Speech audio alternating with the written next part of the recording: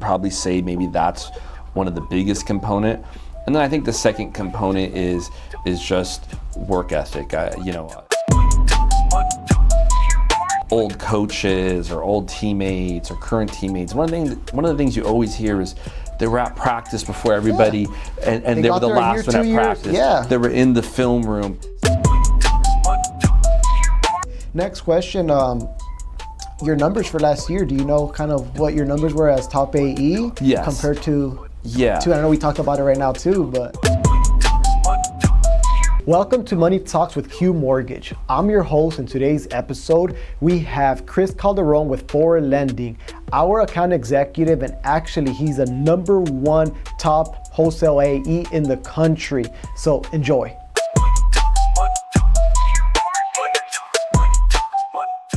All right, Chris, thank you for coming. Thanks for having me, bro. Yeah, Appreciate it. I'm gonna start top AE in the country.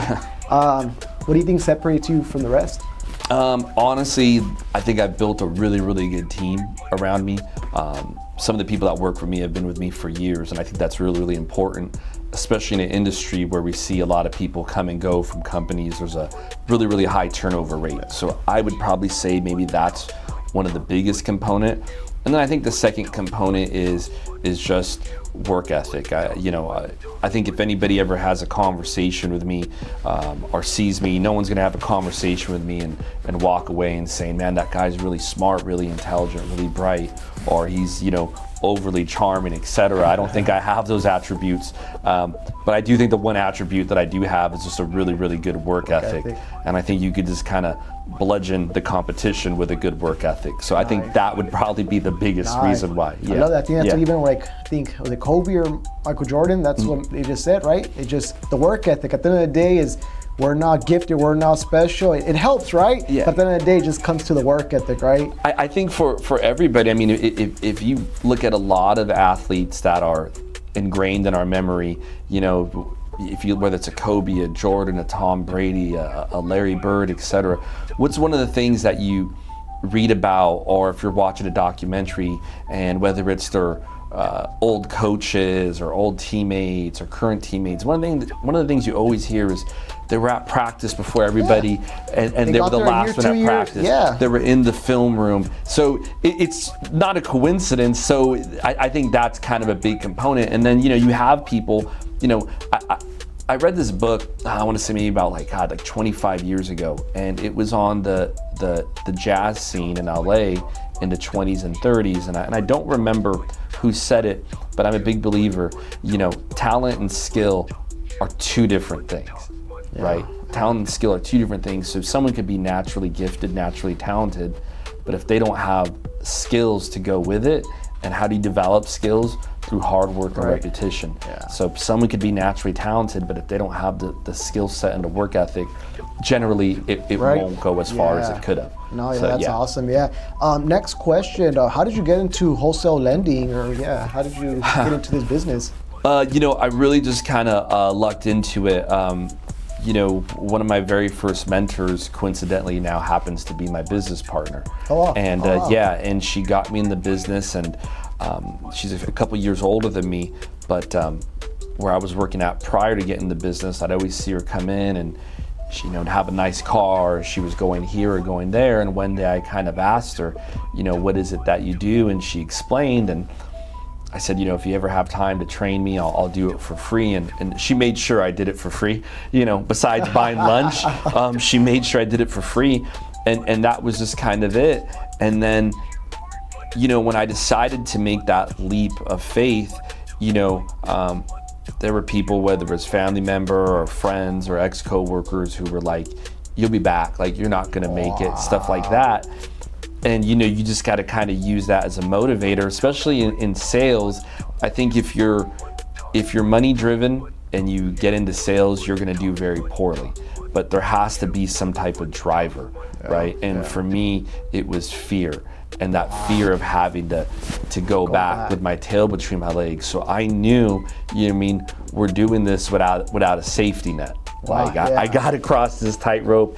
And if I fall, you know what I mean? I don't want to fall in front of the naysayers, and so you kind of just one track mind. So yeah.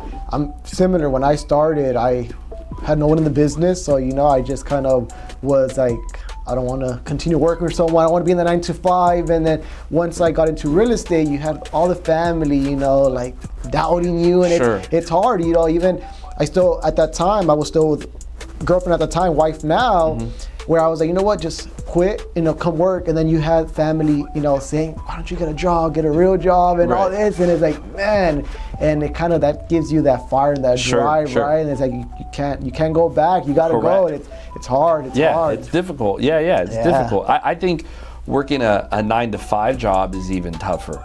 I had a friend of mine one of the, I guess, naysayers, you'd say, he was like, it's risky, you can do this, what if things don't work out? And it's like, well, it's equally as risky to have a 9 to 5 job and your boss comes up to you and says, hey man, business is slow, you're getting laid off.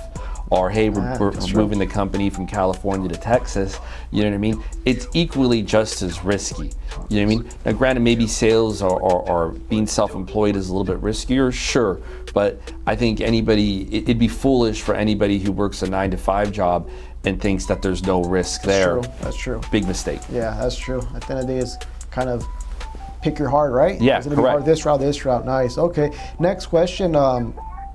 Your numbers for last year. Do you know kind of what your numbers were as top AE? Yes. Compared to? Yeah. I know we talked about it right now too, but. I think it's just kind of one of those things where, one of the great things about it is, you don't have the ability to see what anybody else is doing, so you just kind of focus on what you're doing. As if you just, I only can control what I can control.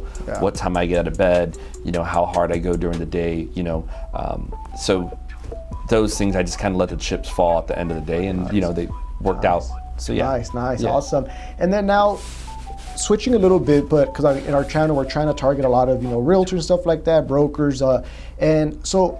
What makes a broker or like a LO successful with the relationship with their AE? What do you think what's a little tip there on that end? Well, I guess I suppose, it was almost kind of like we talked about the relationship building and how do you make someone feel, and if you're able to kind of make somebody feel confident, hey, if you shoot that business here, the likelihood of your loan closing or the fact that we'll be able to get some of those tougher deals done or those easier deals done faster. I think that's part of it. And then on the other side of it, it's a relationship, right? It's a working relationship. So, not everything's gonna be perfect. Just, you're a married man, I'm not, but you're a married man, and not every day, not every week, not every month was the best for that marriage. There's gonna be high tide and low tide, but it's working through it. So you're telling me A's have feelings and they're humans too? Some do. I don't. But I don't. But I do think that the awesome. Relationship is important. We're just like, things got to get done. Makes sense. And it's okay to get upset, but the goal is to get the loan closed and the ones that are in the pipeline and the ones that are coming. So that's really kind of it. Makes sense. Yeah. Okay. And then what do you see as one of the biggest common mistakes that brokers do that lose files or like kind of get out of escrow they can? Like what is one of the big mistakes that you see a lot of brokers do? I guess one of the most common ones is they're not asking the right questions out of their clients. Thus, it makes it a little bit tougher. Sometimes I think they get a little narrow-minded. And I think another thing is maybe not knowing the guidelines as well as they should. So they're saying no, where if they knew the guidelines a little bit better, they might be able to say yes. So I think those would probably be the two biggest things I think maybe might trip up some clients. Okay, so it's like the knowledge behind it or just not being prepared enough, Not being prepared, but yeah, and I wouldn't even say this goes for brokers. I mean, this could go for a lot of different professions, right? Yeah. Is the lack of preparation. Okay. It's like we were letting the team know, right? We got to know our products, right? Correct. It's just really the product knowledge and things like that. Okay, so you see a lot of LOs or brokers that they're not too familiar with the products. Right, and some of them can be doing it a long time, It's because things always change, right? It's always like a lot of times. But if you're an attorney, laws change. You have to study, right? If you're a doctor, right? Procedures change, medicine changes. diseases change. There really isn't really any profession that you're going to get into, where things aren't going to change and be different, So that's why I say well, the guidelines are always changing. Well, would you take that from an attorney? You hire an attorney or you hire a CPA and you get audited and, oh, well, you didn't know the tax laws changed. Well, that's your job to know. So in every profession, things are going to change. Gotcha. The gentleman over here filming this, cameras change, techniques change, styles change. He's got to know. If he's doing the same thing today, in 2025, if he's doing it in 2035, he's probably not going to be as successful. Now, certain foundations you're going to lay out are going to happen, and you're always going to want to keep, but things change. We always got to work on our craft, right? Correct. And that's true. I do see a lot of other professionals that they don't want to. Right. Or even like in sales, they don't want to prepare. They don't want to role play or study their things. And it's like you expect to be successful, but you're not putting the work. Like you mentioned, doctors, lawyers, they all have to keep on studying, working. And people come into this business and think just because you're licensed, boom, everything's going to come in. Right. And Yeah, I think one of the most dangerous things people could say is, well, I've been doing this 25 years. Well, it doesn't mean anything. You could have a married couple that's been married for 25 years, but it's been an unhappy marriage, right?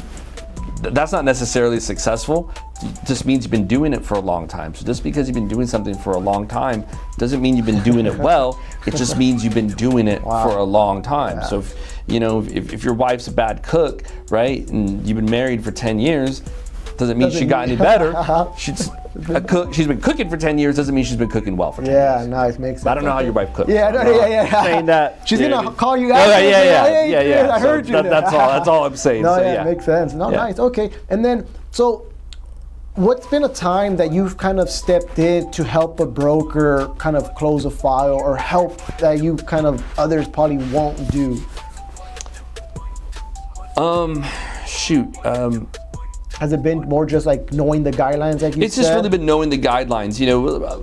A good chunk of my loans I've never heard of. I saw when they get submitted and I saw when they got funded, right? The loans that I know by last name, that's not necessarily a good thing. It's a good thing, right? Yeah. Right. If I know, the Smith file, the no-so file, you name it, that's not necessarily a good thing, right? Because that means there's something wrong. Like, they say if your principal knows you, your high school principal knows your first name, doesn't always mean that you're a good student. Yeah. It might mean that you were in his or her office a little bit more than maybe you should have been. So, I have a really, really good team. So a lot of times they're able to pick up the ball and problem solve. But sometimes they'll come to me, sometimes the broker comes to me, or the loan officer or the processor, depending on how the office is structured. And we just kind of work it out. And we're just gonna take a look and what do we have and what do we gotta work with. And sometimes you're able to meet all the needs they have, and sometimes you're not. Sometimes you could save the whole leg and the foot. Sometimes you got to cut off the foot. Sometimes you got to cut off the foot, all the way to the thigh. And sometimes you lose the whole leg. It just depends. Nice. So, but I would say right now, because deals are fewer and farther in between, deals are just tougher. Gotcha. So I would say I've had to be more hands-on maybe in the past 18 months than maybe the few years prior to that. But again, this business is an ebb and flow business, so nice. We'll see. Okay, now going at your level, because I know you're very successful. What keeps you performing at this level consistently? Like, what do you? Is there any? Yeah, like it's. I think the same fear that I felt when I first got into the business. I don't think that changes. It to this day, it still doesn't change. I don't think I've ever really rested on my laurels. I think if anything, I work more hours now than I did even back then. So, I have an expression, you do something once, you're lucky. You do something twice, it's a coincidence. You do something 3 times or more, now it's a trend, right? So I think that's really kind of it. So I look at it like my team is out there and my clients are out there busting their ass. Like I owe it to them to do the exact same thing. Okay. So there's people's mortgage payments in my hand. There's people's car payments, kids' school tuition, kids' grocery money. So it's a responsibility, and you don't win them all. I don't close every loan. I make mistakes every day, right? I make at least 5 mistakes every day. But what am I learning? And I think one of the biggest things is I learn more from the bad days that I have than from the good days. Wow. Nice. So I think that's kind of it. Man, that's powerful. Yeah. And you work with top brokers, and what is the most common thing that you see that these top brokers that are able to close the deals, push the the quantity they're doing? What do you see as most common that they have? I would say that they have like a good culture, like that they build a culture. Always comes down to the team, right? Yeah, I think there's all different kinds of offices, but I think the ones that have built like the biggest culture, right, or the best culture, are usually the ones that have the most success, right? Okay. Those offices that are maybe more, it's almost like a neighborhood, that the neighborhoods that have, high home ownership, right, tend to be the nicer neighborhoods where the yards are more maintained, etc.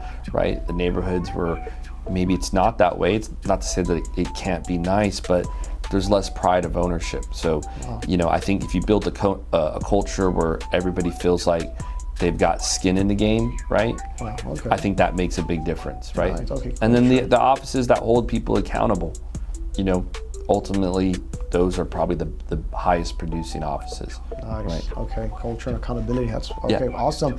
And then, is there any tips how a broker should approach their AE to build a good relationship? Because I see that a lot of times they struggle with that, and I feel like at the end of the day, this is a very relationship based. So is there any tips on that end as you as an AE, or it's? I think maybe probably the biggest tip is I guess work as a team.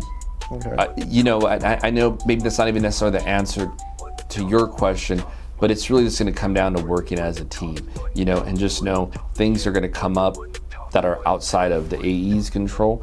A good AE is going to understand that things are going to come up outside of your control, right?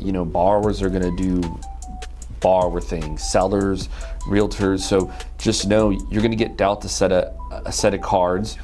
Just play the hand as well as you can, And I think that's probably the best way for any kind of relationship. Not everything is going to be stable. Not everything's going to be the same. Nice. Okay, and then to piggyback off that, if a broker's trying to be like not priority but get better service from their lender, is there any tips to that? Would it be cleaner files or volume? Because I know like UWM is very big on that as well. Yeah, so I had a sales manager that I used to work for a long time ago, and he had an expression, and this was an expression for us when we would go to speak with him with files and kind of go over exceptions or things we needed, is garbage in, garbage out. So if you're submitting garbage, we'll treat it like garbage. Wow, okay. Not in a bad way, but just we can't care more than you. Right, so if you submit your file and it's sloppy and your 1003 isn't filled out and there's going to be more conditions, well, that's how you wanted it. Wow, right? okay. It's not how we wanted it, right? Now that doesn't mean, well, hey, Chris, we submitted that already. Why is it still there? That happens. Of course, yeah. But garbage in, garbage out. You submit garbage, you'll get a garbage approval. You submit garbage conditions, you'll get a garbage updated approval. It's all relative. But again, some of these concepts that I believe in, right, they go for life. You're going to get in what, you'll get back what you put in. You get a new relationship, you put in a 50% effort, you'll probably have a 50% successful relationship, things like that. So okay. I think that would be it. Garbage in, garbage out. Wow, okay, that's a good one. What trends or programs are hot right now that you feel like we should be going? Because obviously the market is very different. So what are you seeing that us brokers should be trying to go after, if any? I think, obviously FHA conventional have been there, and I think they're always going to be there. That's always going to be the foundation. But I think just watching how much non-QM has blossomed in the past 4 years. Yeah, okay. If you think that the business is tough now, or the market's tough now, imagine if non-QM didn't exist. Right, yeah. Right, there'd be so many people knocked out. So I would say non-QM. But, it was kind of like, what we were talking about a little bit earlier, is you just kind of constantly want to keep your pulse on the business. Again, if you're a doctor, the newest medicines, the newest treatments, an attorney, the newest laws. If you're a hairstylist, what are some of the different trends and styles that are going on, a clothing designer. I think that's kind of what you want to look at. I don't think that there's one silver bullet, but I would say that, being more receptive to non-QM and looking for lenders that are flexible in a time where deals are tougher, you need the flexibility. You need lenders that can kind of think outside of the box, or not even necessarily outside of the box, they just have a bigger box. Have options, right? Yeah. Correct. Okay. And then do you see, because I've been seeing, because I haven't been in the business that long, but I've been since about 9 years, and I'm seeing that there's been more non-QM, like you mentioned, there's more what you call creative programs. Do you foresee there'll be more of that? Because I've been seeing like some brokers like, oh, here comes 2008 again. And it's like, I still feel like we're so far from that, because even these non-QM, you still need to be underwritten, right? Yeah, I think the non-QM products, and non-QM is just a pseudo name for subprime. That's really all it is. It's just a negative connotation that comes with that phrase, subprime. No, I wouldn't say the products are similar to the way it was back then, because I was around back then, and no. I do feel that these products, I wouldn't even necessarily say they're more flexible. I think they're just more inclusive, right? To bring in some borrowers that maybe wouldn't be able to come in, a couple of years ago. But I would still say and is that because of a volume thing, where obviously I see, like, I mean, again, I go UWM because they're the biggest one, wholesale lenders, but I saw where before they only wanted to push certain products, and now they're welcoming other. Is that because there's a volume issue where there's like, they have to have their box get bigger? Yeah, you need the box to get bigger, because it's going to depend on what you could sell, loans for on the secondary market. And, conventional loans, they're not really as profitable as FHA or non-QM or any government loan.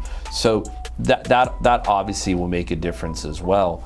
But I do think sometimes what happens is you'll have a company and they want to jump into a market, and it's really not their cup of tea.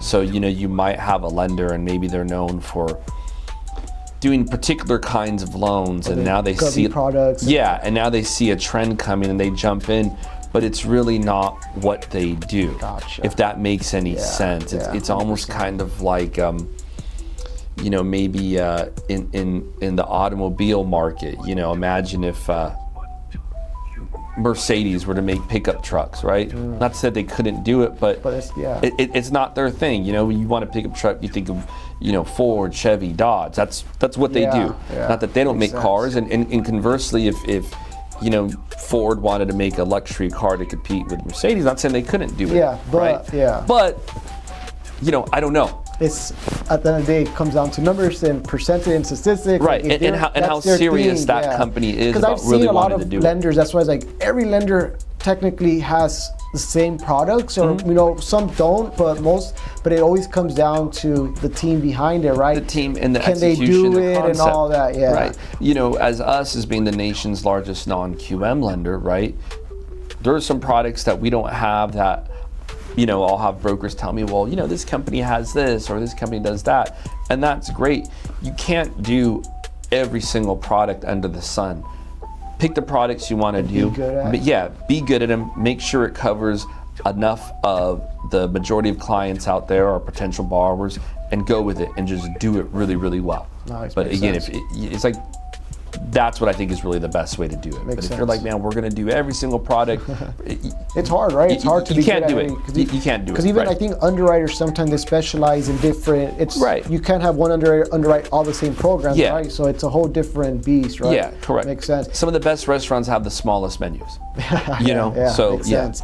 And then, what do you think? Because I know there's a big question right now, rates, right? Where do you feel like rates for mortgage will be coming down? Because I know everybody thinks the rates are going to go down, the feds are going to start lowering it. Do you think we should be seeing a substantial rate cuts in mortgage rates? Not, the Fed, So there's a couple different answers. And one of my clients, she asked me this just yesterday afternoon. She said, I read or she saw that the Fed's going to be cutting rates, in November towards the back end of 25. And, I told her, I said, that may be, but, I'm concerned about July 1st. No. Okay. That's really what I'm concerned about. And if someone were to ask me that question today, I'm really more concerned about July 2nd, Okay. right? Makes Now, sense. in the longer term, if rates do go down, right, great. It doesn't necessarily mean that it'll be a boost to business, right? Because there's other different factors that come in, right?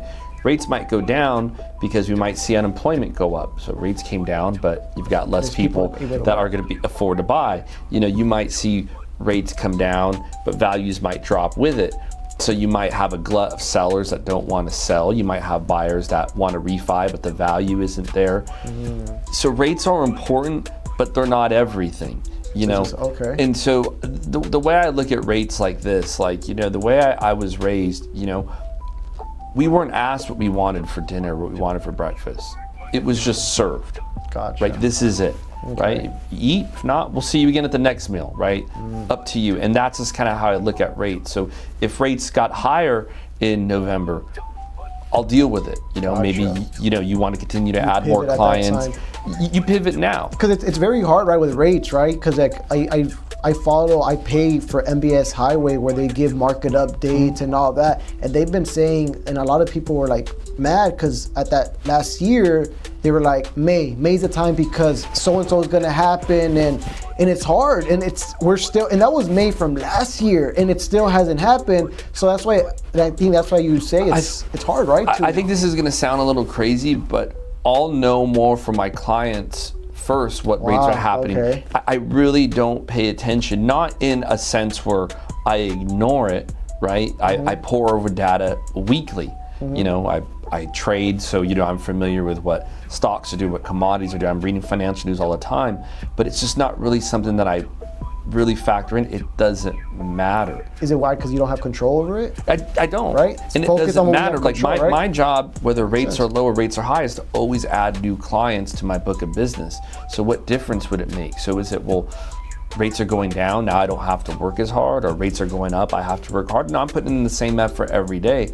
The rates are gonna do what they're gonna do, and I'll just work, within that market that the rates create. But rates will create a market, but you as the individual, whether you're an AE, whether you're a broker, a loan officer, escrow officer, realtor, you name it, you really create the market, right? You really create it. That's how I feel, If you got to go to work and the weatherman says it's going to rain, you bring an umbrella. Doesn't mean you don't go to work. You just bring an umbrella. That's just really it. So I don't really focus on the rates too much. It just doesn't matter. Makes sense. And then to piggyback off that as a last question, for someone just starting in the mortgage industry, what's your number one advice that they should do in this market? Because it's a very different market than I think this is probably the best market to start off in. Wow. I think you want to start off when it is hard, right? So that's all you'll know. When I started off at the precipice of when it was going into the ascendancy, right? So when the market crashed, I survived, but everything happened so fast because I only knew the market to go one way. You know what I mean? Okay. When I think had I started off in a down market, and then again, that would create or present its own different set of challenges. But I think, you just know it to be tough, right? Gotcha. And if you're able to get through while it was tough, especially being new when it's tough, when the market goes, when a market does flip, the sky's the limit. Is that for why, you. I've seen a lot of LOs, COVID time, they got involved and everything was easy. Right. Rate and term refis, everything. Yeah. And now, I just see so many people getting out of the business. And I think it's because of that, right? They came in when the market... It was good. So everybody needs to refinance. Yeah, you jump into a pool, you can't help but get wet. And there was a pool of loans, right? So everybody was getting wet, right? And there was a lot of people whose egos got inflated and things like that.